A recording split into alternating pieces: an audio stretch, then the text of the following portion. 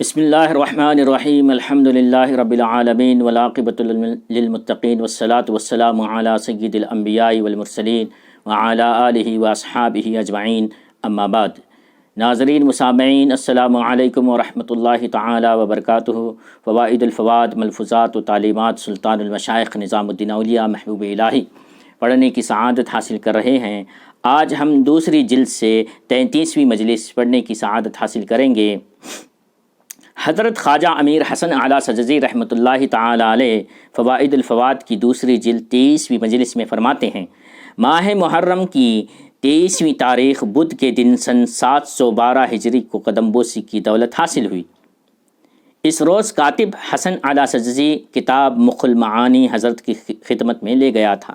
ایک مخ المعانی کتاب ہے، وہ کتاب حضرت کی خدمت میں لے گئے تھے، بہت تعریف و توصیف فرمائیں۔ اسی روز میری بیعت کی تجدید بھی ہو گئی اور اپنے مبارک سر سے کلاه اتار کر اس بیچارے غلام کے سر پر رکھی اور 2 دفعہ یہ شعر زبان گوہر بیاں پر آیا۔ یعنی اس دن ٹوپی نکال کر حضرت خواجہ امیر حسن اعلیٰ سجزی کو پہنانے کے بعد ایک شعر آپ نے پڑھا، جس کا ترجمہ یہ ہے کہ آپ کے عشق میں اپنے کام کو ہر روز نئے سرے سے شروع کرتا ہوں، اس تعلق کے کیا کہنے۔ میں نے جو کتاب لے گیا تھا اس کی مناسبت سے فرمایا کہ کتابوں میں جو مشائخ نے لکھی ہیں، روح الارواح بہت راحت بخش ہے اور بہت اچھی کتاب ہے، اور زبان مبارک سے ارشاد ہوا کہ قاضی حمید الدین ناگوری کو یہ کتاب حفظ تھی۔ روح الارواح نام کی کتاب بہت اچھی کتاب اور بہت راحت بخش ہے کہ قاضی حمید الدین ناگوری کو یہ کتاب پوری یاد تھی۔ برسر منبر اس میں سے بہت کچھ بیان فرماتے ہیں۔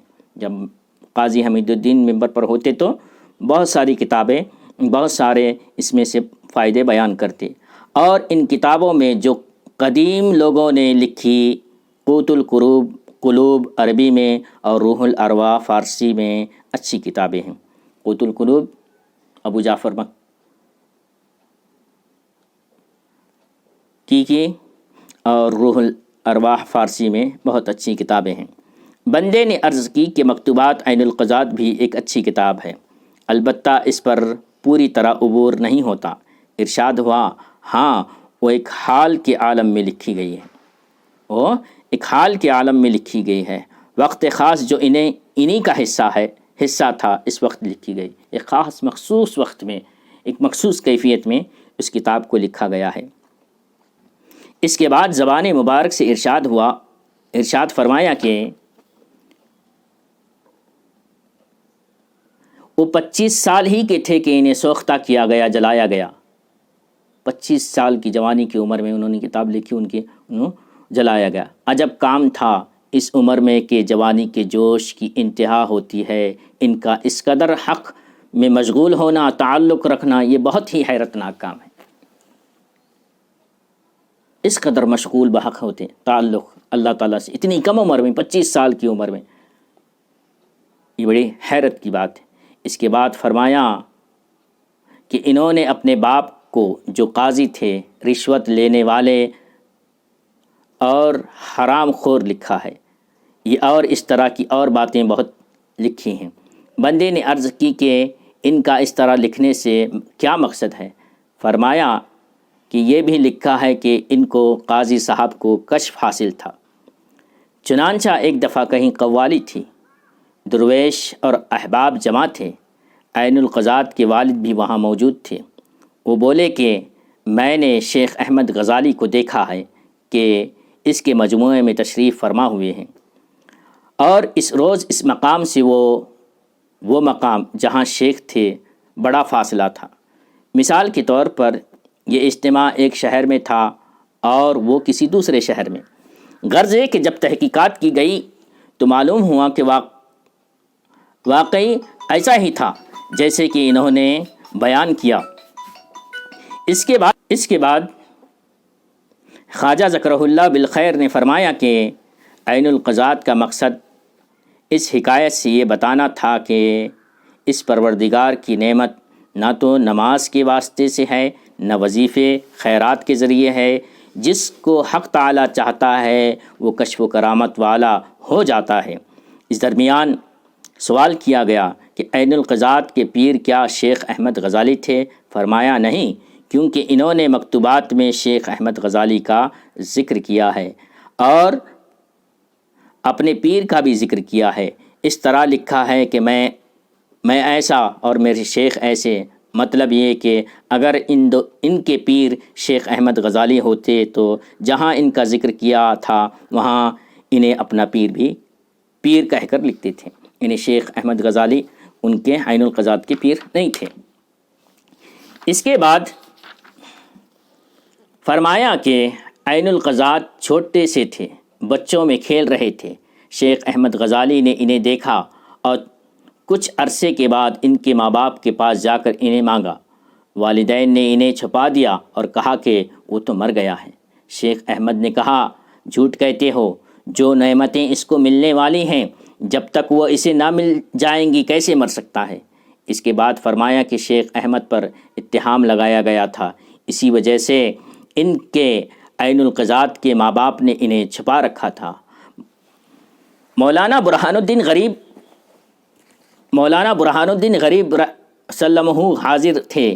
انہوں نے عرض کی کہ شیخ احمد کے بارے میں کہتے ہیں کہ یہ امتحان تھا۔ فرمایا کہ نہیں، وہ خود چاہتے تھے کہ انہیں ملامت کی جائے اور ان پر اتہام لگایا جائے، مگر وہ پاک تھے۔ ان کی حد درجے پاکی اور پارسائی کے سلسلے میں کہا جاتا ہے کہ ایک قصائی کے بچے کے ساتھ اتہام لگایا گیا تھا، اس حد تک کہ قصائی زادے کے باپ کو خبر ہو گئی۔ شاید اس نے ہر ایک کے سامنے شیخ کو برا کہنا شروع کیا، یہاں تک کہ ایک رات کو یہ قصائی زادہ شیخ کے پاس تھا کہ اس کا باپ پہنچ گیا۔ ذرا پتہ تو چلائے شیخ کسی حجرے میں یا پردے کی جگہ ہیں۔ اس قصائی کے بچے کا باپ آیا اور کسی سوراخ یا شگاف میں سے جھانکنے لگا۔ شیخ کو دیکھا کہ کھڑے نماز پڑھ رہے ہیں، اور جب نماز سے فارغ ہوئے تو اس قصائی بچے کو واعظ و نصیحت کرنے لگے، اور پھر ایک اور دو گانا ادا کیا۔ سلام پھیرنے کے بعد اس لڑکے سے دوبارہ نصیحت و موعظت کی باتیں کرنے لگے۔ ساری رات صبح تک 2 رکعت نماز ادا کرتے اور ہر 2 گانے کے بعد جو کچھ اس لڑکے کی اصلاح حال کی بات ہوتی اس کو بتاتے۔ جب صبح ہوئی تو اس لڑکے کا باپ آیا اور شیخ کے قدموں میں گر گیا اور وہ اور اس کا لڑکا دونوں شیخ کے مرید ہو گئے۔ اس کے بعد خواجہ ذکرہ اللہ بالخیر نے زبان مبارک سے ارشاد فرمایا کہ یہ بات ہر کسی کے بس کی نہیں ہے، بڑی طاقتور، پاک اور کامل شخصیت ہونی چاہیے ایسا کر سکے۔ یہ حال اہل اللہ کا ہے۔ اس کے بعد فرمایا کہ میں ایک دفعہ شیخ کبیر حضرت بابا فرید الدین گنج شکر قدس اللہ سرہ العزیز کی خدمت میں بمقام اجودن میں حاضر تھا کہ ایک جوگی بابا صاحب کے دربار میں آیا۔ میں نے اس سے پوچھا کہ تمہارا طریقہ کیا ہے اور کام کی بنیاد تمہارے یہاں کیا ہے؟ اس نے جواب دیا کہ ہمارے علم میں اس طرح بتایا گیا ہے کہ آدمی کے نفس میں 2 عالم ہوتے ہیں، ایک عالم علوی ہوتا ہے، دوسرا ایک عالم سفلی ہوتا ہے۔ پیشانی سے ناف تک عالم علوی ہے، ناف سے پیروں تک عالم سفلی ہے۔ کام اس طرح بنتا ہے، عالم علوی میں تو پوری طرح صدق و صفا اور اچھے اخلاق اور حسن معاملہ ہو، اور عالم سفلی میں نگہداشت اور پاکی اور پارسائی ہو۔ خواجہ ذکرہ اللہ بالخیر نے زبان مبارک سے ارشاد کیا کہ مجھے اس کی یہ بات اچھی لگی۔